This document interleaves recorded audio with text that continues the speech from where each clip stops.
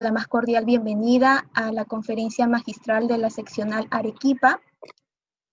El día de hoy nos complace presentar el tema Tecnología de geosintéticos aplicada en coberturas para cierre de minas, a cargo del ingeniero Gustavo Fierro, gerente técnico del grupo TDM. Antes de dar inicio a su presentación, compartiremos un breve resumen de la experiencia profesional de nuestro expositor. El ingeniero Gustavo Fierro es ingeniero civil, miembro de la Sociedad Internacional de Geosintéticos, tiene estudios de marketing en ESAM, ha sido gerente de ingeniería en empresas especializadas en geosintéticos y control de erosión, ha sido gerente comercial de empresas en Perú y en Chile, orientadas al control de erosión y geosintéticos, gerente de producto en Perú y en Chile, con experiencia en manufactura de geosintéticos para Latinoamérica en geoceldas, geomembranas y tuberías. Fue encargado técnico para el desarrollo de tecnologías y mercados de empresas en USA y Colombia de la región. Ha desarrollado aplicaciones e implementación de geoceldas en proyectos viales, mineros, hidrocarburos, agricultura, energía y medio ambiente. Cuenta con más de 20 años en el desarrollo e innovación de productos de geocelda en la región latinoamericana. Adelante, ingeniero Gustavo Fierro, puede iniciar su presentación. Bien, gracias por la presentación. Buenas tardes con todos. Agradecido por la asistencia y el tiempo que dediquen a estos temas. La verdad que el contenido de esto es muy interesante, es un tema en donde siempre se busca mucha información y a veces es muy escasa y aún más las posibilidades de solución son más escasas aún. Y esto justamente dio motivo a que en este caso la empresa privada desarrolla investigación para cubrir esos vacíos y es justamente parte de todo este desarrollo y temas que han llevado a hacer este tema que se va a presentar, ¿no? Cómo los geosintéticos, este nivel tecnológico de geosintéticos no solamente está en el mundo, sino muy cerca de nosotros y a veces por un tema de información no lo sabemos. Y la idea de esto es justamente aumentar más nuestra información, nuestro conocimiento y entendimiento y ver qué se ha avanzado al respecto en el tiempo que tenemos. A ver, y todo esto orientado a este tema de cobertura de cierre de minas. A ver, la estabilidad de estas coberturas pasan por varias etapas desde el punto de vista ambiental. Estabilidades físicas que luego dan lugar, como parte de ellas, a tener controlado el esquema químico inestable para que a largo plazo, una vez encapsulado de ser necesario alguna zona o una unidad, esto dé paso a una integración a un entorno nuevamente, producto de la intervención humana, y tengamos entonces una zona que tenga ya una estabilidad con el entorno, con el medio, que podría denominarse algo así como estabilidad biológica. Correcto. Entonces, teniendo esto, se puede considerar ya una cobertura estable para fines completos. ¿Qué nos ofrece la tecnología a la fecha? Muchos avances y dentro de ellos, de lo convencional que se ha trabajado, el tema de emplear suelo para hacer coberturas en sentido impermeabilizante, en sentido drenante, en sentido de capas de sustratos para crecimientos vegetativos. Ahora tenemos alternativas, sobre todo en el mundo, por ejemplo, de estos materiales sintetizados en laboratorio que interactúan con el suelo, es decir, geosintéticos. Tenemos una gama muy amplia a la fecha, varios ya años, décadas de usos de varios de estos materiales para impermeabilizar como geomembranas, para filtrar como geotextiles, para hacer gran transmisividad en el plano como las georredes o geonets, para hacer un compuesto interesante entre arcilla, un suelo, y un geosintético, un geotextil, y tener un geosynthetic clay liner para sobre todo impermeabilizar en posiciones inclinadas o muy difíciles de colocar capas impermeabilizantes en posiciones difíciles de compactar. Tenemos el sistema celular, la geocelda, que más allá de su capacidad de confinamiento va a evolucionar su uso, sus funciones, a mejorar un tema muy necesario en coberturas, que es la interacción de fricción en la interfase para la estabilidad física. Eso lo vamos a ver con detalle en esta presentación. También temas complementarios como geomallas, que nos van a servir para estabilizar plataformas antes de hacer una cobertura, o inclusive para mejorar capacidades de inestabilidad física a largo plazo. Esos son nuevos usos para las mismas geomallas que se han empleado para hacer, por ejemplo, muros de contención con suelo reforzado, entre otras cosas. Y las tuberías, que siempre nos han apoyado para manejo de flujo concentrado, ¿no? Ok, antecedentes para el tema que vamos a conversar. Este tema ya ha tenido mucho desarrollo, inclusive ya en Perumín, el anterior, esto ya ha sido presentado y revisado como una metodología de diseño de coberturas para cierre, ¿no? Y también en eventos como eventos internacionales de geosintéticos, por ejemplo, en el reciente GeoAméricas, también esto ha sido presentado como metodología a nivel de cálculo, formulaciones, que ahora vamos a explicar de modo práctico, rápido, y luego obviamente vamos a ver esas aplicaciones en la práctica, también en proyectos reales, ¿no? Como antecedentes tenemos esto lo pueden referir entonces en el mismo instituto ingeniero de minas.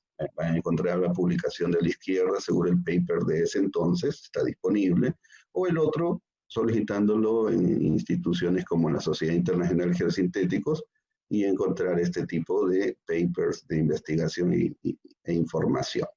Correcto.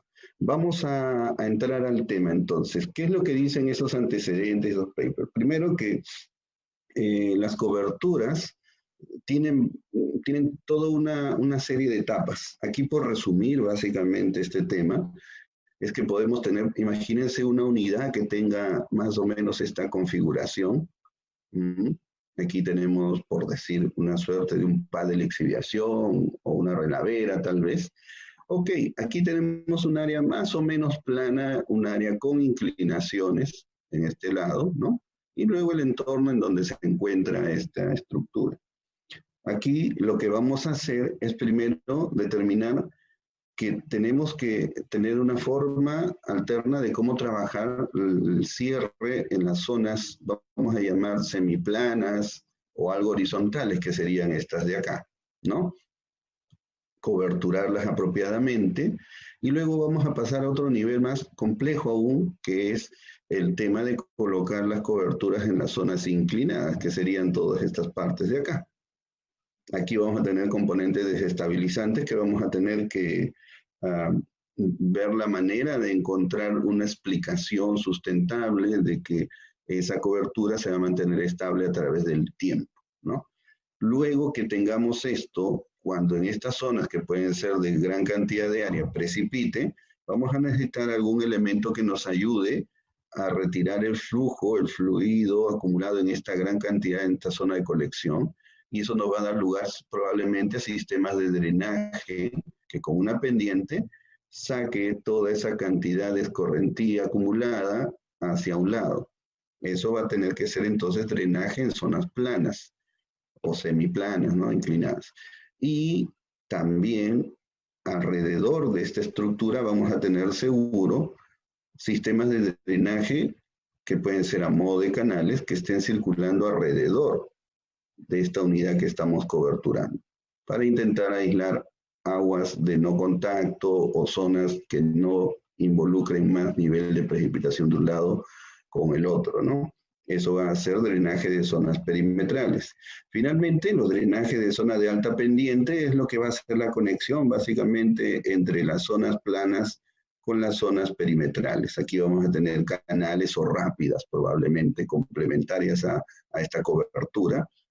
Y finalmente, en algún sector vamos a necesitar colocar algún sistema de contención en el subsuelo, es decir, algún nivel freático que quiera entrar o algo que quiera salir, aguas que no deberían estar en contacto, podemos interceptarlas con elementos de drenaje para tal propósito. Entonces, como ven, aquí tenemos todas las partes que van a componer entonces una cobertura. O sea, la cobertura tiene su nivel de complejidad, ¿no?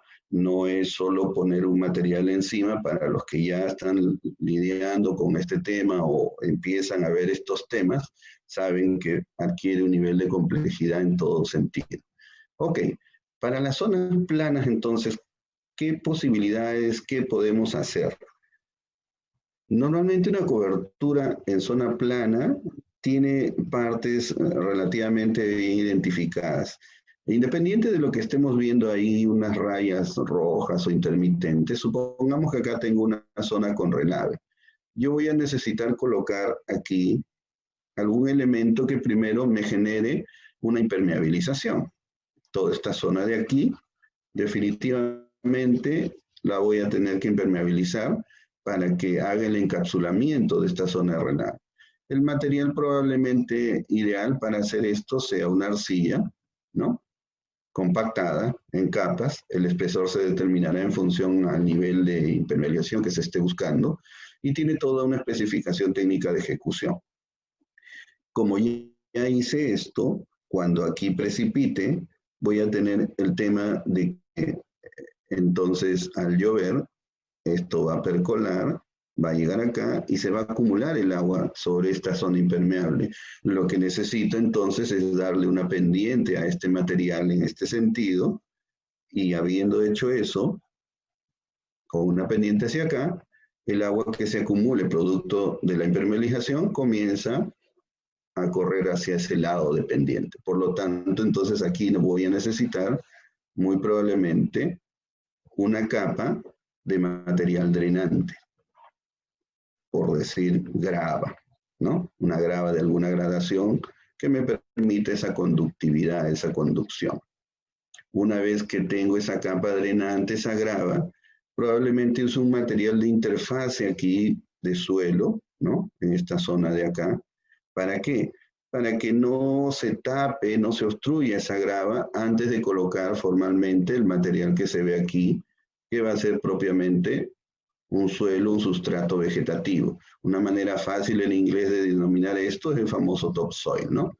O un sustrato vegetativo para vegetación, ¿no? Si es que va a haber vegetación. En algunas zonas geográficas, no necesariamente en Perú, también hay explotación minera y cuando hay que coberturar no necesariamente la zona es vegetada. Entonces allí hacemos lo que se denomina un sello, ¿no? Que tiene otros propósitos, como por ejemplo evitar erosión por viento, o son zonas muy frías, se acumula nieve, esta se funde y luego escurre y genera erosión. Entonces, ese sello está preparado para esa situación. En el caso local, probablemente en muchos casos van a solicitarse a veces crecimientos vegetativos. Entonces, aquí tenemos las partes, digamos, de lo que sería la cobertura. Una parte impermeabilizante, otra parte drenante y otra parte de topsoil o sustrato vegetativo. Aquí tenemos esos tres elementos básicos, ¿no?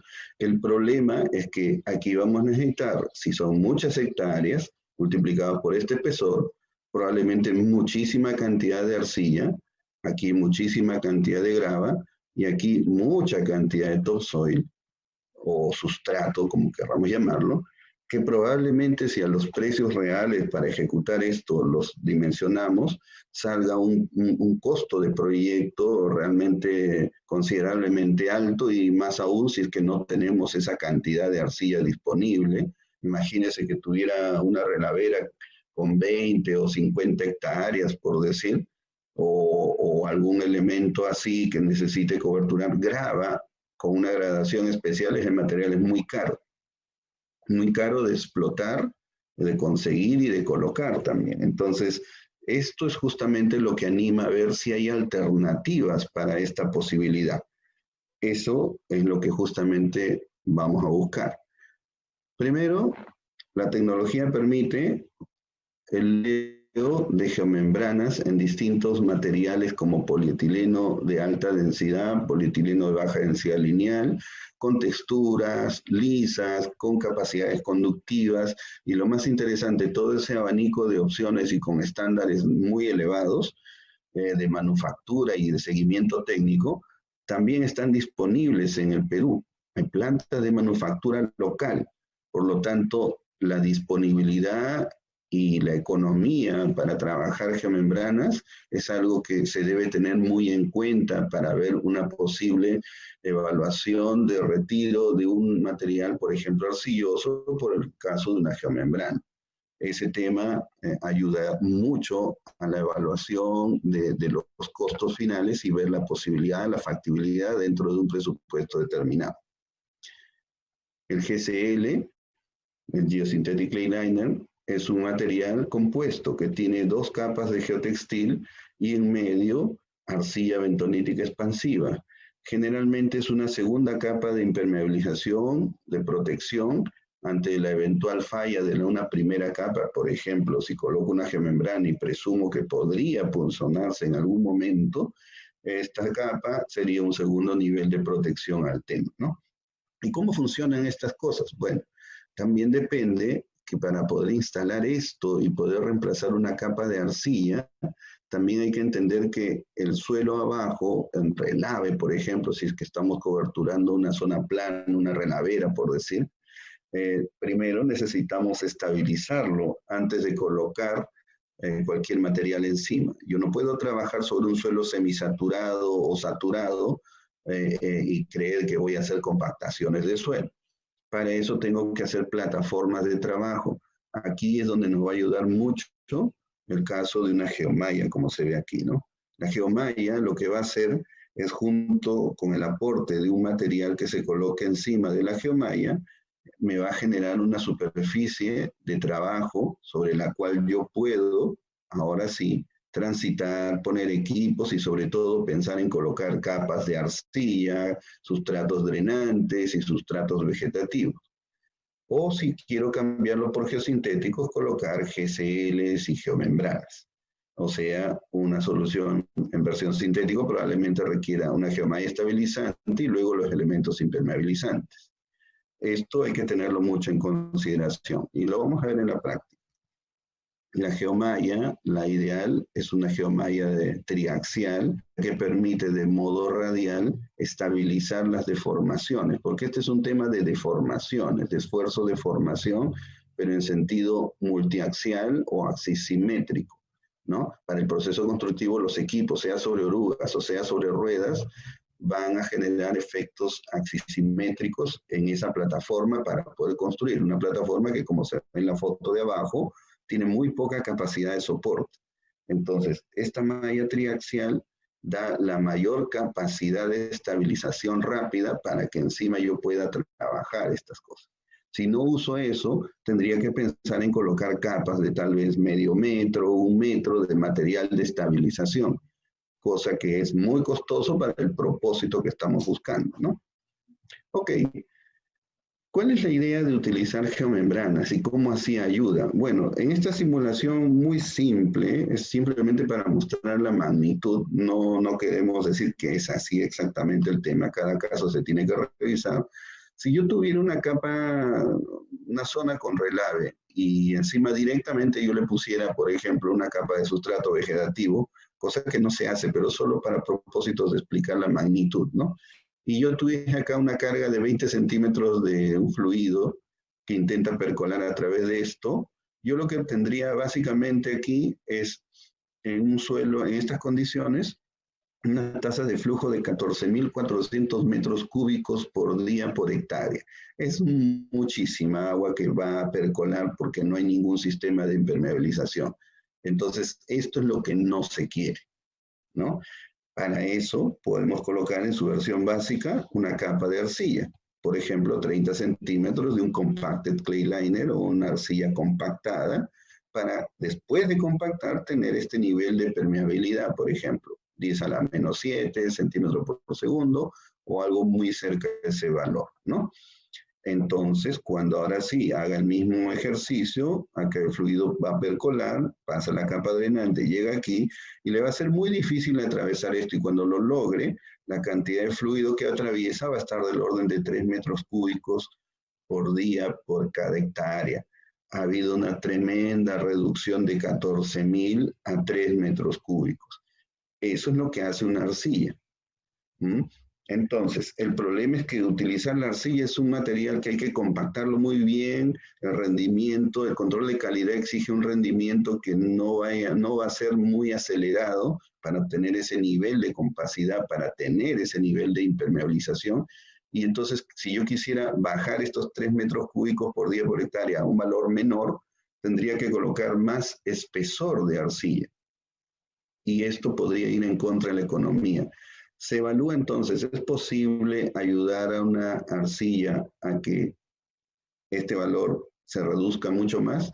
Y sí, por ejemplo, si sobre esa capa de arcilla pusiéramos una geomembrana, entra con una permeabilidad muy baja, de 10 a la menos 12, fíjense que es mucho más bajo que una capa de arcilla, el nivel de percolación que tiene es mucho más bajo, 10.000 veces menos. Entonces, cuando hacemos el mismo ejercicio, atravesar la capa de geomembrana ya es muy complicado y finalmente pasar lo poco que queda a traer la capa de arcilla menos, y lo que tenemos ya son valores del orden de 0.006 metros cúbicos por día por hectárea.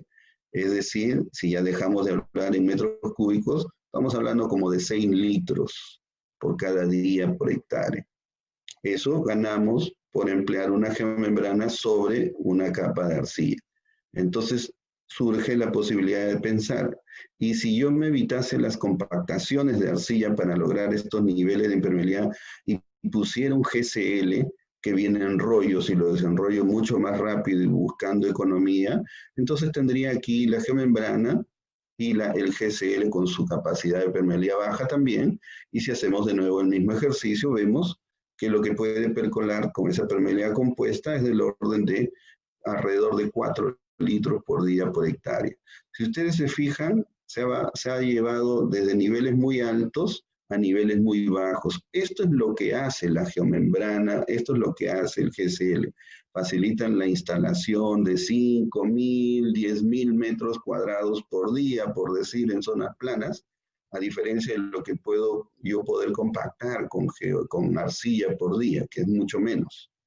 El control de calidad es más exhaustivo y ya de fábrica viene cada metro cuadrado revisado, y el control de calidad de instalación que se hace es muy regulado y hay mucha gente que instala estos sistemas. Y entonces es así como funciona el tema de estos geosintéticos, sea el GSL y la geomembrana, para reemplazar el empleo de una arcilla que probablemente no esté en abundancia suficiente para muchos cientos de miles de metros cúbicos que yo necesito trabajar. Entonces, este es el aporte de los elementos geosintéticos.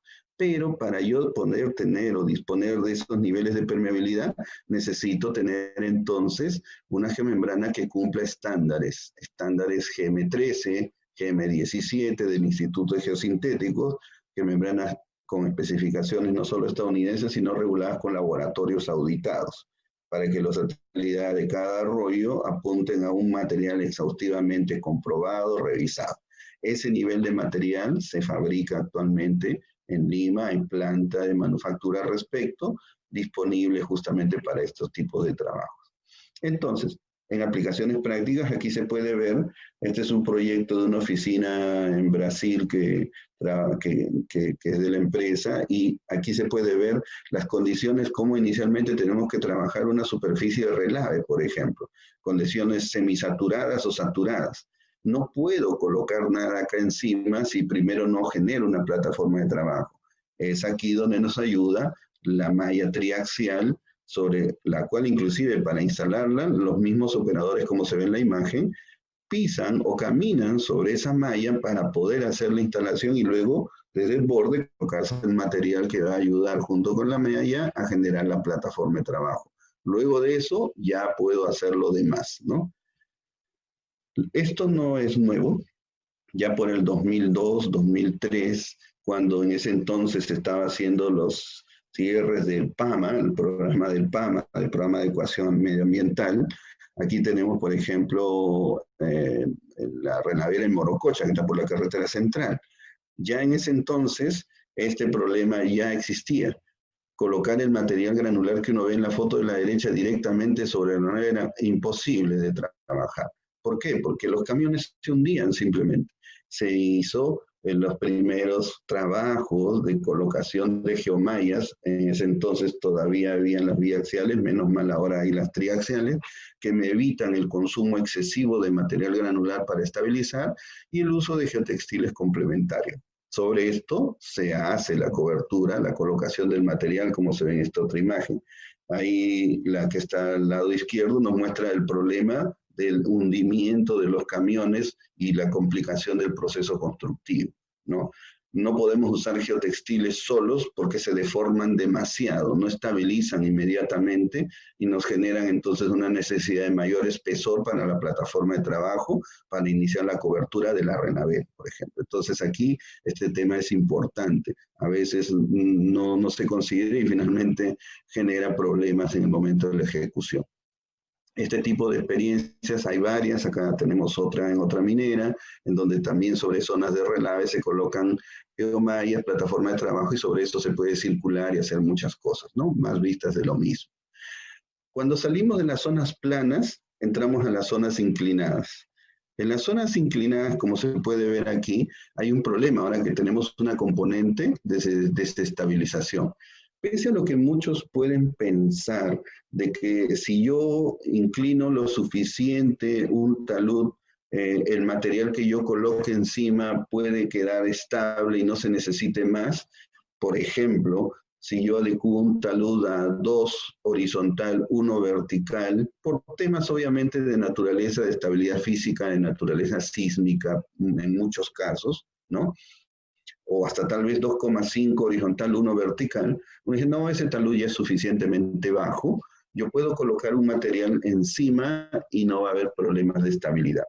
Bueno, de inicio vamos a tener un detalle respecto a que si yo quiero colocar una capa impermeabilizante de arcilla, con 2 en 1, yo lo que tengo es una pendiente de 50%, y normalmente todos los controles de calidad que se trabajan son traídos de la construcción de vías, y en vías no tenemos pendientes de 50%.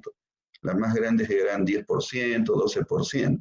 Entonces, toda la temática de compactación y de control de calidad de compactación está hecha para condiciones pseudoplanas. Pero cuando hablamos de 50%, hay que tener en consideración que cuando un equipo sube, compacta, y cuando baja, lamentablemente descompacta porque tiene una componente que está generando un problema de inestabilidad. Entonces, el tema se pone más serio. Y más serio aún que si es que yo lograse tener la capa impermeable, luego cuando coloco la capa drenante, sea con grava o el material que haya escogido, y luego pongo sustractivos, al llover, porque en muchas zonas va a llover, la capa impermeabilizante se activa y genera aumento de contenido de humedad en la interfase. Y si el drenaje no está bien planteado o no se ha considerado bien, parte de ese material drenante se mete dentro de la arcilla, genera una interfase, digamos, saturada, peligrosa, que no pueden ser o no necesariamente son los ángulos de fricción que estamos creyendo. Y peor aún, las coberturas siempre se las ha visto a menos, ya que eran lo último que se hacía, y estas experiencias anteriores vienen de los rellenos sanitarios, cuando se hacían coberturas o cierres de relleno sanitario, y simplemente se colocaba el material encima. Nadie le prestaba mucha atención a ese detalle, pero ¿qué ocurría? Fallaban, como se ve en esta imagen. Acá hay una cobertura que se ha colocado encima de un talud, y en pleno proceso constructivo llegó una lluvia y, como se ven, se deslizó. ¿Qué pasó? Entonces, lo que pasa es que hay que analizar varios estados, varios casos de análisis de la estabilidad de la cobertura en un talud. No porque tenga una pendiente que para fines prácticos parece poco usual, es decir, uno parece poco, no significa que no pasen efectos, sobre todo efectos de saturación por lluvia que generen reducción de resistencia al corte, o sismo. Cuando yo hago una cobertura, diseño para mucho tiempo, diseño para 500 años, para 800 años, 1000 años. Hace 15, 20 años atrás se decía que la cobertura tenía que ser para siempre. Imagínense el factor de recurrencia sísmico para siempre y el factor de aceleración para siempre, es un valor imposible. Entonces, ya decir 800, 1000 años significa que después de eso no hay más a nivel de aceleraciones. Estamos hablando de grados de intensidad sísmica donde ninguna estructura construida por el ser humano sobrevive. Son los niveles que, por ejemplo, el Comité de Grandes Presas fue instituyendo como parte de estos argumentos para encontrarle límites al para siempre, ¿no? Ya a estas alturas, diseñar entonces para 500, 800 o 1000 años tiene más sentido, ¿no? Y ya, bueno, a pesar de que son números muy grandes en tiempo, podemos cuantificar entonces valores. Entonces, no es solo, como ven, colocar un material encima y decir va a funcionar. Hay que hacer un análisis de estabilidad de las coberturas. Entonces, la cobertura, igual que la parte plana, también tiene sus componentes. Tiene un componente, como se ve aquí, que es un material impermeabilizante, que sería este de acá, un material drenante y un material de cobertura para crecimiento vegetativo. Eso es lo que tenemos. Pero el problema es que, como ustedes saben, esto tiene un peso así, se descompone vectorialmente y a diferencia de la parte plana, tengo una fuerza desestabilizante, que la voy a contrarrestar con una fuerza de fricción. Pero esta fuerza de fricción depende de las interfaces de fricción entre los suelos. Pero si estos se alteran por sismo, por saturación de precipitaciones de 500 años de periodo de retorno y temas afines, y eso no ha sido revisado, entonces podríamos estar diseñando algo que no es tan estable. Por eso es que nace la necesidad de una metodología para revisarlo ordenadamente y con eso después decir efectivamente es estable o no. La metodología es básica en su inicio, pero se hace más compleja conforme revisamos varias situaciones. Esto es lo más básico, un diagrama de cuerpo libre de una cobertura, en donde se ve que el factor de seguridad depende del ángulo de fricción, de la inclinación del talud y del factor o el ángulo de fricción de la interfase. Perfecto. Cuando analizamos esto, nos damos cuenta de cosas interesantes. Esta es una cobertura ya un poco más pensada, basada en bastantes teorías y filosofías que vienen desde la década de los 90. Y obviamente después de mucha lamentable falla, se obligó entonces a revisar con más detenimiento las coberturas. No es solo poner un material en uno encima de otro y creer que porque tengo un ángulo bajo, todo es estable. A ver, explico. Si en este ejemplo yo tengo, por ejemplo, 300 milímetros de cobertura, aquí, y tuviera por acá una longitud de 30 metros, más o menos, y estoy con una inclinación de 2 en 1, por ejemplo, aquí veo en este gráfico 2 en 1, más o menos. Entonces, si yo quisiera un factor de solo de equilibrio, que sería más o menos 1, entonces aquí yo necesitaría aproximadamente un ángulo de interacción de fricción delta en esta zona, delta, de alrededor de 26 grados, 25 grados. Para que delta, el ángulo de interacción de fricción aquí sea 25 grados, los parámetros de corte del material de cobertura que yo voy a tener aquí deben ser apropiados para tal efecto. La cohesión no la voy a considerar porque a largo plazo 800, 500 años va a ser muy poco práctico creer que esta cohesión me va a acompañar, para fines prácticos va a ser 0. Sin embargo, la fricción sí, pero este material es un material de cobertura vegetativa, tener una fricción muy elevada, con mucha suerte va a tener tal vez 18 grados, 12 grados, una cosa así. Entonces, un material de 18, 12 grados no me va a dar una interacción de fricción de 25.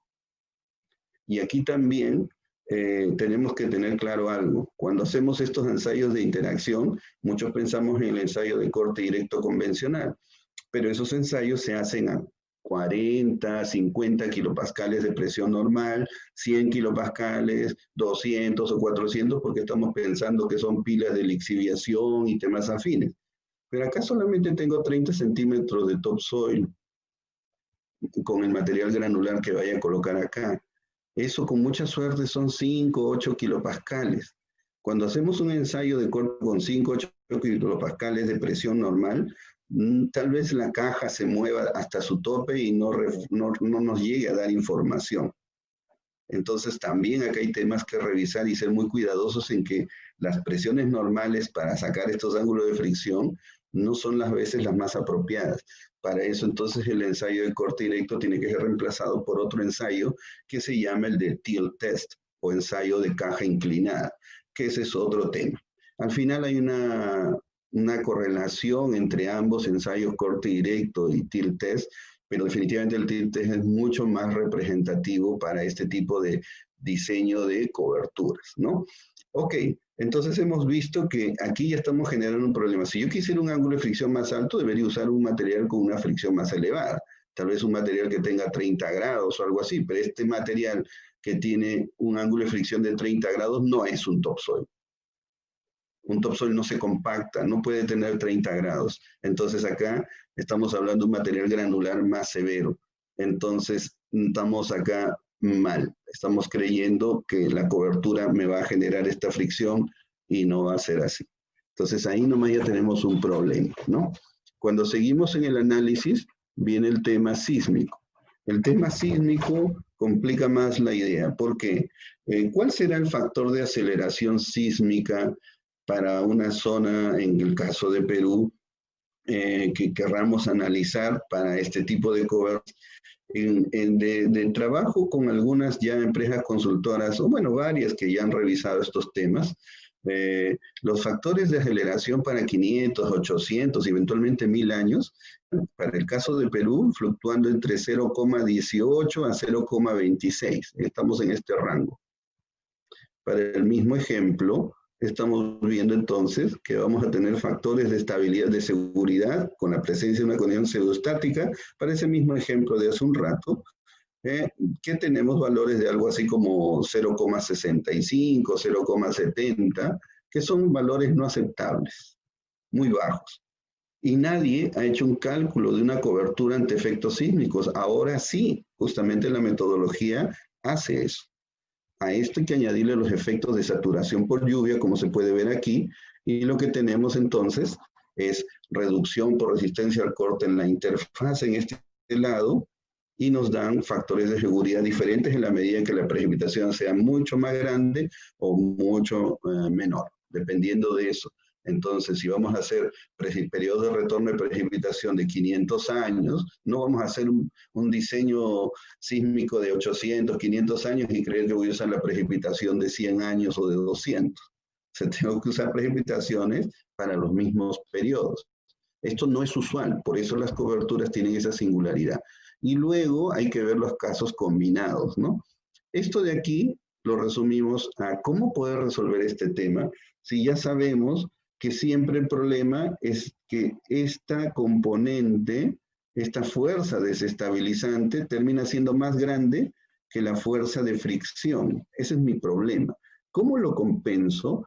Aquí, algo tan sencillo es simplemente pensar en una fuerza en este sentido que compense, sumado a la de fricción, a esta fuerza desestabilizante, para condiciones estáticas, para condiciones sísmicas, para condiciones con lluvia y para combinaciones de estas situaciones. Entonces, esta fuerza tiene que ser dada por un elemento que, por definición, así mirando el diagrama del cuerpo libre, da una tensión. Y de acá usamos ese concepto de tensor, un tensor que me ayude a compensar eso.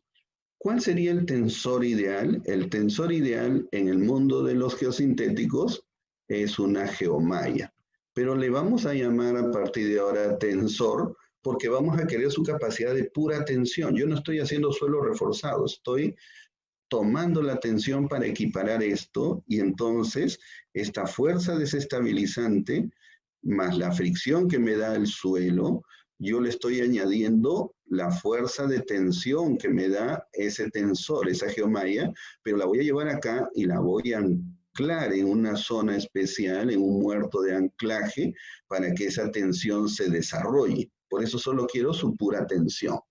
Luego voy a tener un problema. La cobertura tiene espesor. Y esto depende de requerimientos biológicos. Puede ser 300 milímetros, 400 milímetros, qué sé yo. La influencia del tensor va a ser otro tema que tenemos que revisar. Lo ideal sería que tenga un tensor que tenga una corrugación así, bien alta, para que ahora sí retenga bien el suelo de cobertura en donde va a estar la vegetación, por ejemplo. Pero vamos por partes. Ya sabemos que con un tensor sí podemos lograr eso, porque para el mismo ejemplo, acá tenemos, por ejemplo, un talud 2.1. Si yo quiero un factor de seguridad de 1.50, de acuerdo a los cálculos y revisiones de la metodología, podemos necesitar tal vez un tensor de 35 kilonewton-metros de modo útil. Pero esto, para llevar las fichas técnicas, hay que ponerle los factores de reducción, deformación diferida y temas afines, y daño de instalación y demás cosas, y esto probablemente termine siendo aproximadamente un tensor de algo así como 100 o 120 kilonewton-metro, por ejemplo, para este ejemplo. Entonces, esto tiene bajo costo y me permite emplear materiales con parámetros de corte bajo y lograr los factores de estabilidad ante varios eventos que sí puedo lograr. Eso es lo que se hace entonces. Aquí hay un ejemplo rápido numérico.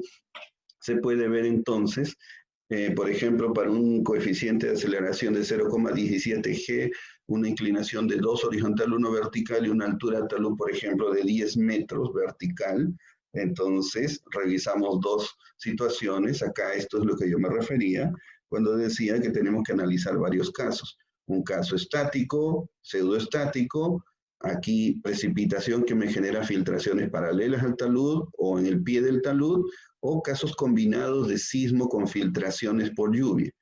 Los factores de seguridad van a ir variando y aquí tenemos que ver cuáles necesito. Cuando no uso elementos con tensores que mejoren esas componentes de estabilización, el suelo solo, aunque parezca poco creíble, da factores muy bajos que para fines prácticos no son aceptables.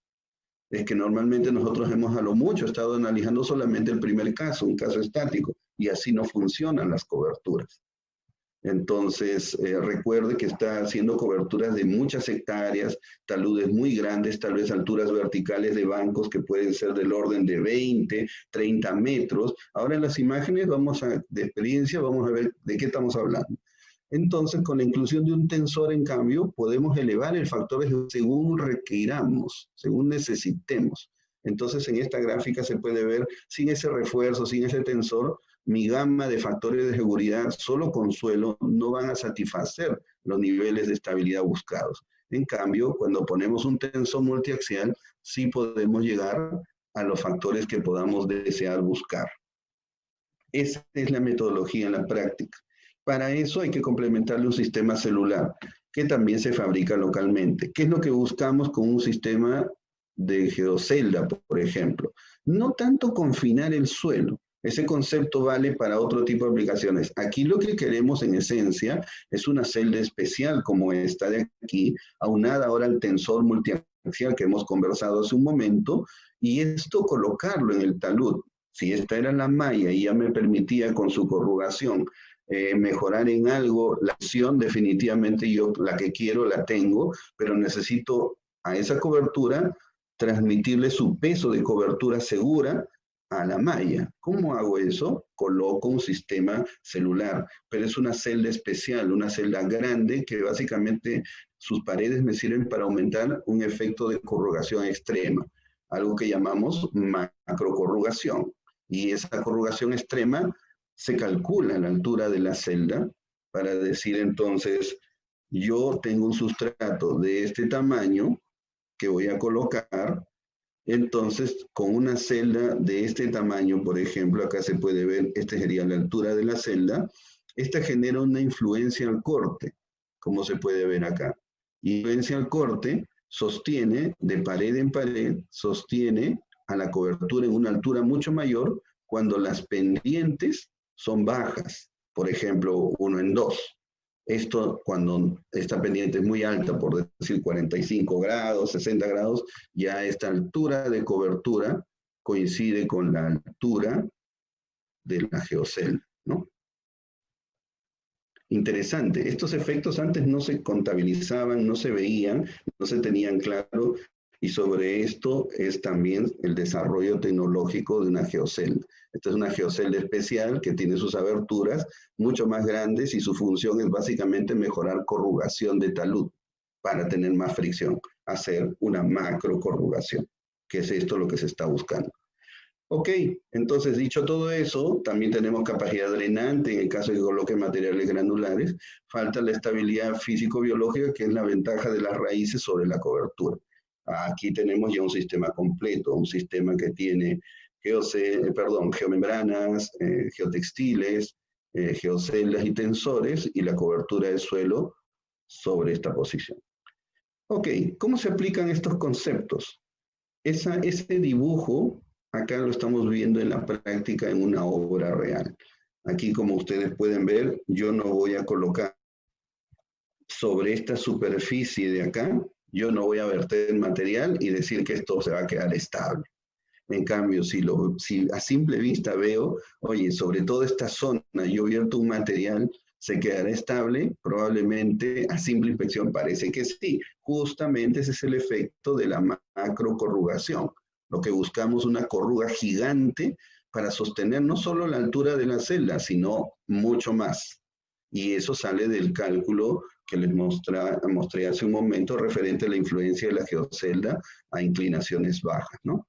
Esto se emplea muy fácilmente, se maneja con poco peso y rápida instalación, se coloca en los taludes y luego vienen los materiales de cobertura, luego esto puede vegetar y quedar de esta forma. Estemos claros que lo que estoy hablando aquí solamente aplica a las zonas inclinadas, o sea, para estos lados. Estas zonas planas no llevan, las zonas inclinadas sí, estas zonas planas no, o sea, acá no va ese sistema celda tensor, pero en las partes inclinadas sí lo va a necesitar, ¿no? Otra vista.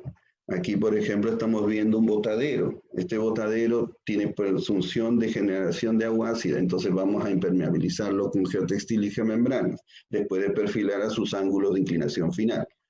Luego de eso se coloca el sistema celular encima de esa geomembrana con los tensores y en este caso, la cobertura va a ser, por ejemplo, ya no con semillas, sino con plántulas. Como esta es una zona altoandina, dos especies muy conocidas, el Stipaichu o la festuca, probablemente sean las plantas más comunes que uno pueda escoger para hacer esto en un invernadero, en un área medioambiental, ¿no? Y lo que vamos a tener es esto, una cobertura con factores de seguridad apropiados y con los sistemas de drenaje que se pueden ver alrededor. Y aquí tenemos ya el tema más claro, ¿no? Una cobertura ya en pleno proceso de crecimiento y desarrollo. Cosas más grandes, bueno, vamos aquí un proyecto que desarrolló, está en pleno todavía en proceso de cierre, Activos Mineros está en la desmontera Excelsior, trabajando alrededor de casi 70 hectáreas de cobertura de esta desmontera. Entonces, lo que tenemos aquí es esto.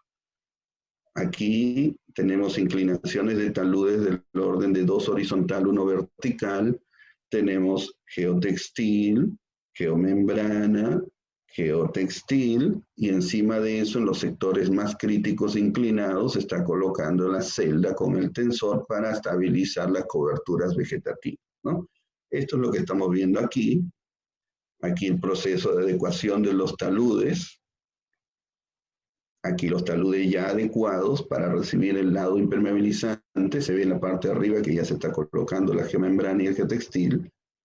Aquí una vista en donde se observa ya en muchos sectores ya coberturado con geotextil y geomembrana.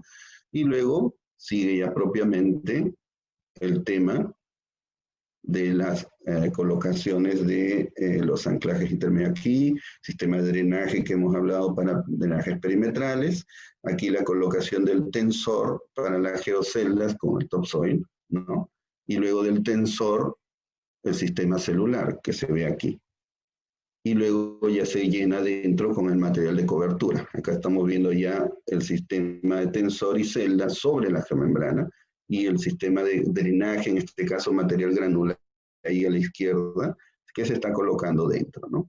Otra vista de lo mismo. Y sobre esto ya el topsoil propiamente, que es lo que va a ser el material final que va a quedar encima.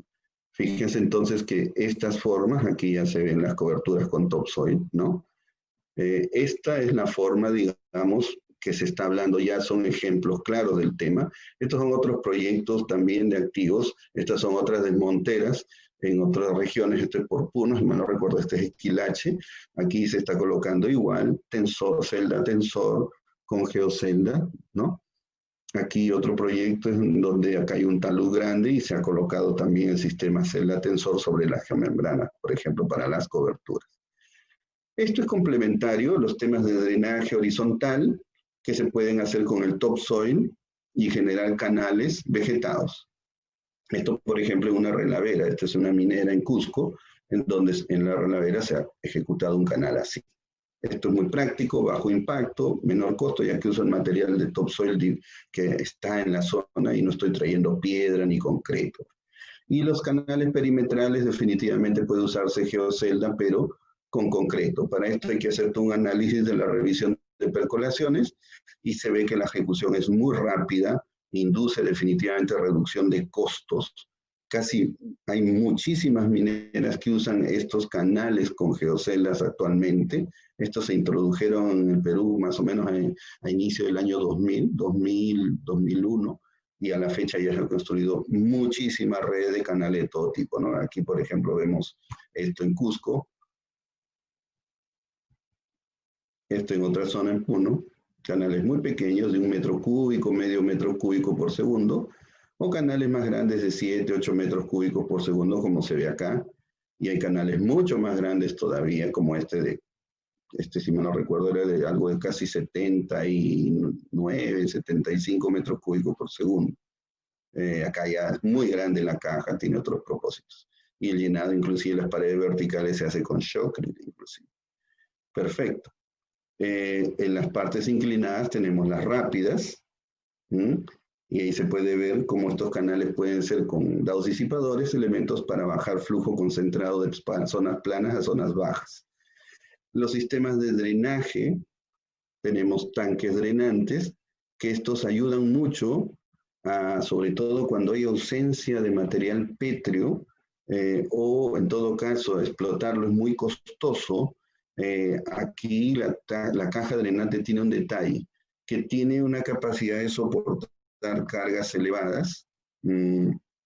Aquí, por ejemplo, tenemos la posibilidad de soportar no solo cargas verticales, sino también cargas horizontales por el orden de 250 toneladas por metro cuadrado.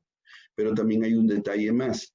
Este es un reticulado interno que tiene una proporción de vacíos, y los vacíos van del orden de 95 a 97%. Esto es importante porque si usted tuviera un dren francés y acá tuviera bolonería dentro de ese dren francés, hecho con bolones, los vacíos que usted tiene aquí van a estar del orden de más o menos 20 a 30%.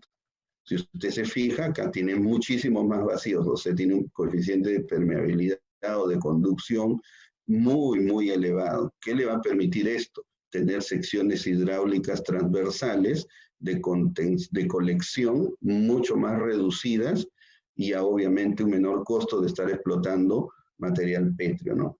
Y esto llega desarmado, son cajas en placas que la tecnología ahora nos permite, como un Lego en la obra, armar nuestros drenes así. Y estas cajas, una vez armadas, como se ve así, se apilan y forman entonces la configuración que yo necesito. Ahí tenemos una caja terminada que más o menos tiene algo así como 600 milímetros por 400 por 300, ¿no? Se apilan según se necesiten, y también vienen elementos que complementan esta solución con celdas drenantes. La idea siempre va a ser interceptar flujo subterráneo, agua de no contacto, que está pasando, que no debe pasar, es interceptada aquí y, como se ve, llevada hacia otro lugar para que no salga del lugar, ¿no? Esto lo hacemos con estos sistemas de subdrenaje de bajo peso y rápida colocación. Entonces, ahí tenemos también esta posibilidad en tanques en donde se acumulan estos materiales, y la instalación y la construcción de esto es mucho más rápida. Aquí vemos zonas en donde la escasez de material pétreo no hay, o es muy difícil o muy costoso explotar este material. Estos tanques drenantes nos permiten construir una suerte de sistemas de drenaje de modo muy eficaz y rápido. Esos son los aportes de los geosintéticos, entonces, en coberturas, como han visto, y la verdad el tema es muy amplio. Espero no haber sido muy acelerado en la explicación y total, siempre va a haber oportunidad para explicar seguro mayores temas con más paciencia en otra oportunidad, en un momento apropiado que se presente. Quedamos aquí pendientes si es que alguien tiene consultas al respecto, encantado de escuchar. Yo tengo algunas preguntas que me han llegado por WhatsApp, Gustavo, dos principalmente, donde la pregunta es si estos sistemas tienen algún sustento de cálculo o alguna base en la cual tenga un tema de, se puede decir, de diseño, o sea, algún sustento de cálculo en base a algunas normas o algún procedimiento. A ver, lo primero es que normas para esto no hay. Una norma para cierre, no hay. Las metodologías responden a la necesidad de la cobertura. Como vieron al inicio, yo les presenté dos publicaciones, una del Instituto de Ingeniero de Minas, que fue motivo del anterior Perumín, donde aparece la metodología en formulaciones explicada paso a paso, o la otra la pueden encontrar también en Geoaméricas del año 2020 de este año, en donde pues, o en todo caso nos escriben, seguro habrá canales de comunicación para hacerles llegar una copia de ese documento para que lo revisen, pero igual la metodología existe y he mostrado hace un rato ese paso a paso en forma resumida, y con eso tenemos una posibilidad de tener herramientas que nos permiten auditar esas coberturas por cualquier parte, sea el diseñador, sea el revisor del diseño, y si no están de acuerdo, ese elemento de metodología permite adecuar y llegar a una, vamos a decir, a forma acorde a ambas partes para que satisfagan el tema, ¿no? Sí las hay, pero de esa forma, no como una normatividad. Después la segunda es si el sistema es estándar para todos los casos. No. Justamente el producto de que hay una metodología no es lo mismo que usted vaya a tener, por ejemplo, un talud 2 horizontal, 1 vertical, con 20 metros de altura entre bancos. Eso le va a dar una inclinación bien grande, más de 60, 80 metros inclinado, en un lugar donde la aceleración sísmica, por ejemplo, sea 0,20 G y una precipitación de tantos milímetros para 500 años, a otro sector en donde la aceleración cambie y las alturas de banco también. Las fuerzas inerciales y la saturación de presión de poro va a cambiar, pero la metodología es la misma, solo que los resultados irán siendo diferentes. También falta el factor biológico. Se da casos, algunas empresas mineras comentan, yo tengo una demanda biológica de 300 milímetros de cobertura de acuerdo a nuestros analistas de los temas biológicos de las especies que queremos sembrar. Ok, pero otras personas dicen, yo tengo un requerimiento de 400 milímetros, ya cambió, son requerimientos. En otros casos nos dicen, no tengo una necesidad de vegetar, entonces es otra cosa. Esas variantes hacen que obviamente la solución no sea estándar, como un único producto para todos por igual, porque sería errado, no puede ser. Sí, y qué bueno que sea adecuado para cada situación, porque cada unidad tendrá un problema diferente y sus soluciones serán a la medida, ¿no? Pero con una metodología. Ok. Bueno, nada, son esas dos que tenía. Perfecto. Perfecto. Agradeciendo a ambos, al ingeniero Gustavo Fierro y al ingeniero Gustavo Niño, por sus valiosos aportes. Por hoy estaríamos culminando con la conferencia magistral. A nombre del Instituto de Ingenieros de Minas del Perú, les damos el agradecimiento por su tiempo y sobre todo por hacer que el conocimiento para nuestros estudiantes y las personas que nos han visualizado sea mayor. Okay. A continuación, vamos a proyectar un video elaborado por nuestra institución en el marco de la coyuntura. Gracias. Gracias.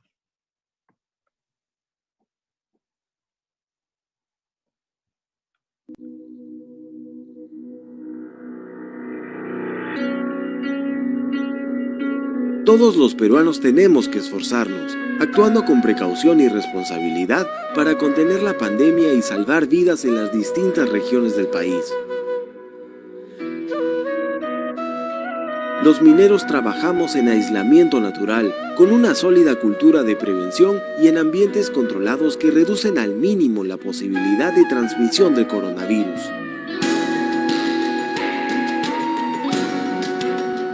El sector minero invierte mucho esfuerzo en nuestro desarrollo personal y, especialmente, en garantizar nuestra salud mediante capacitaciones y protocolos certificados.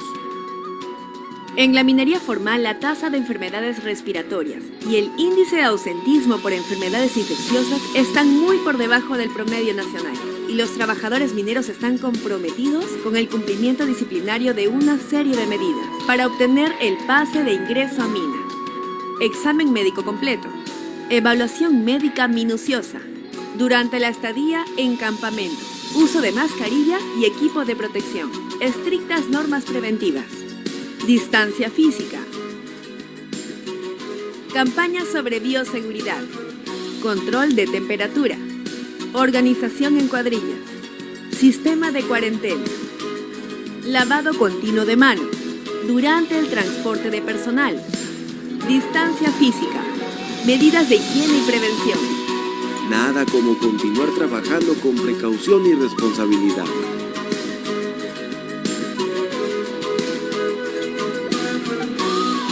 Todos esos hábitos nos dan confianza para multiplicar esas buenas prácticas en nuestras casas y comunidades.